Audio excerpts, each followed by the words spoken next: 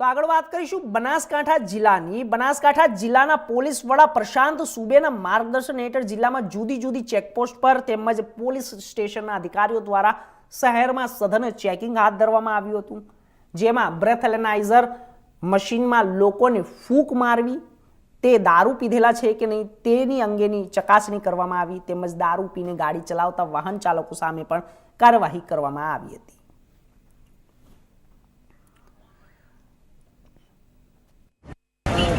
હું આપને જણાવી દઉં કે બનાસકાંઠા ડિસ્ટ્રિક્ટ એ અત્યારે હાલ રાજસ્થાન રાજ્ય જોડે આંતરરાજ્ય ચેકપોસ્ટ ધરાવે છે।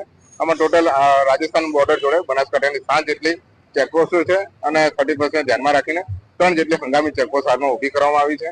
હું આપને જણાવું કે આ તમામ જે ચેકપોસ્ટો છે ત્યાં પીએસઆઈ કક્ષાના અધિકારી, એસઆરપીની ટીમ અને અમારા બનાસકાંઠા પોલીસની ટીમ એ ડિપ્લોયમેન્ટના આધારે અમે વાહન ચેકિંગ તો કરી જ રહ્યા છે।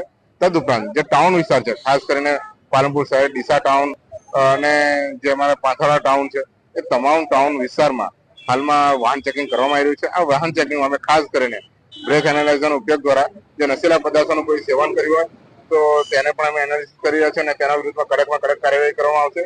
તદુપરાંત આ સમગ્ર વાહન ચેકિંગને અમે બોડી વોર્ન કેમેરા દ્વારા વિડીયોગ્રાફી પણ કરી રહ્યા છે અને ગુજરાત સરકાર દ્વારા જે નેત્રમ કેમેરા આપ્યા છે તેના દ્વારા પણ અમે અલગથી મોનિટરિંગ કર્યા છે।